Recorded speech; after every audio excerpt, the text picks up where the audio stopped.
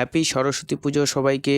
তো আজকে সকাল সকাল নিজের ব্যায়াম শেষ করে সোজা বাড়ি এসে নিজের ব্রেকফাস্ট খেয়ে নিলাম। এখানে নিয়েছি ওটস, ওয়ালনাট, আলমন্ড, একটা কলা, 100 গ্রাম পনির। আর আমার ওটসটার কালারটা এরকম চকলেট কালার কেন দেখাচ্ছে, এখানে আমি 1 চামচ ওয়েবোটিন দিয়েছি। তারপর সোজা চলে গেলাম আমার লাঞ্চে। এখানে নিয়েছি একটা রুটি, স্যালাড, 100 গ্রাম পনির আর গ্রিন ভেজিটেবল। তারপর আজকে সরস্বতী পুজো পুরো সেজে গুজে বেরিয়ে পড়লাম একটু ঘুরতে।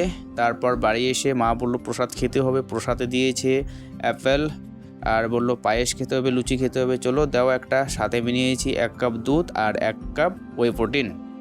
তারপর সন্ধ্যাবেলা চলছে ইন্ডিয়া আর নিউজিল্যান্ডের জবরদস্ত টি20 ম্যাচ।